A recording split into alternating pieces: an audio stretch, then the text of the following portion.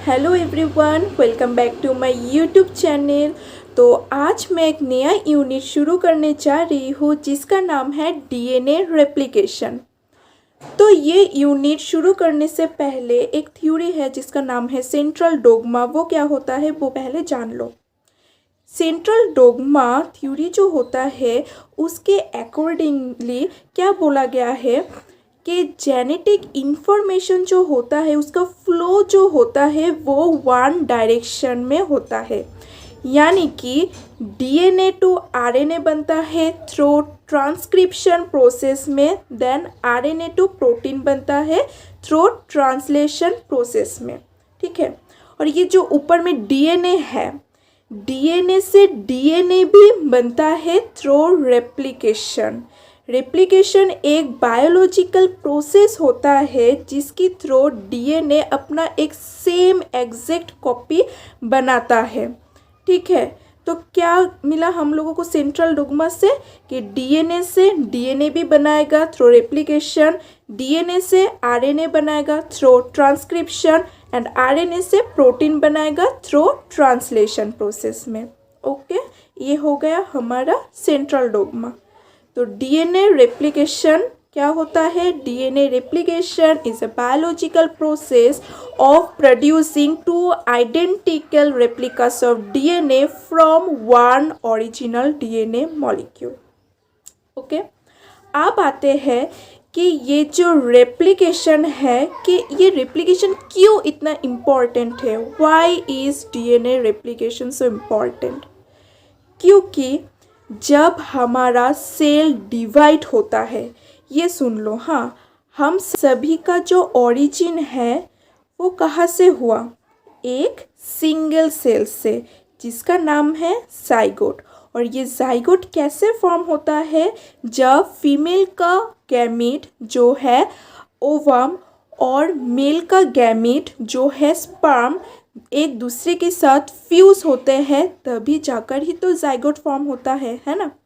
और ये जो जाइगोट है ये एक सिंगल सेल है। वो सिंगल सेल जाइगोट 1 से 2 बनाएगा, 2 से 4 बनाएगा, ऐसे करके बहुत सारा सेल्स बनाता जाएगा, है ना। तो सेल की जो पेरेंट सेल है उसके अंदर, न्यूक्लियस के अंदर जितना भी डीएनए है, डीएनए के अंदर जो भी जेनेटिक इन्फॉर्मेशन वो डीएनए कोड करके रखा है, वो सारी जेनेटिक इन्फॉर्मेशन सेम एग्जैक्टली दूसरे सेल्स में भी तो ट्रांसफ़र करना होगा, है ना। तो उसके लिए क्या करता है? डीएनए रेप्लिकेशन करता है। Okay, that's why replication is so much important. आप आते हैं कि रेप्लिकेशन कहाँ होता है। तो हम लोगों को पता है कि इन केस ऑफ यूकैरियोट्स, जैसे कि हम है, यूकैरियोट्स में डीएनए कहाँ प्रेजेंट रहता है? न्यूक्लियस के अंदर, और स्मॉल अमाउंट में माइटोकॉन्ड्रिया के अंदर भी प्रेजेंट रहता है। तो हम क्या जान सकते हैं कि रेप्लिकेशन न्यूक्लियस के अंदर और माइटोकॉन्ड्रियल मैट्रिक्स में होगा। पर इन केस ऑफ प्रोकैरियोट्स में क्या होता है? साइटोप्लाज्म में होता है। ठीक है, डीएनए रेप्लिकेशन। आप आते हैं कि डीएनए रेप्लिकेशन कब होता है। सेल साइकिल की डिफरेंट स्टेजेस हैं, जैसे कि G1 phase, S phase, G2 phase and M phase.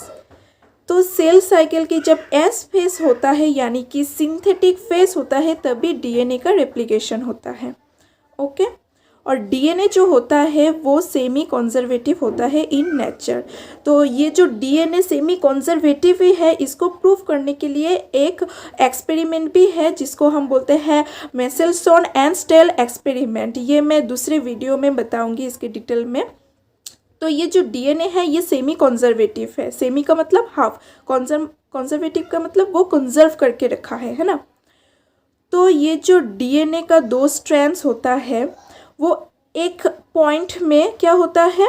Separate हो जाता है। तो जिस पॉइंट में वो सेपरेट हो जाता है उसको हम रेप्लिकेशन फॉर्क बोलते हैं। रेप्लिकेशन फॉर्क जब होगा तब वो डीएनए वाई शेप्ड में आ जाता है। ठीक है, तो जब ये सेपरेटेड हो जाता है फिर वो डीएनए का टेम्पलेट देख कर एक नया डीएनए स्ट्रैंड बना लेता है। फिर हो गया पूरा डीएनए। तो इसका भी एक प्रोसेस है। ये सारी प्रोसेस में दूसरे वीडियो में बताऊंगी। अब ये समझो कि सेमी कंजर्वेटिव क्यों बोला गया है, क्योंकि जब एक डीएनए होगा उसका जो वन स्ट्रैंड है वो पेरेंटल होगा और दूसरा स्ट्रैंड वो न्यूली सिंथेसाइज डीएनए होगा, ठीक है। यानी कि 50% पेरेंटल रहेगा और 50% न्यूली फॉर्म डीएनए का स्ट्रैंड्स रहेगा, इसीलिए उसको हम लोग डीएनए को हम लोग सेमी कंजर्वेटिव बोलते हैं। तो आज के लिए इतना।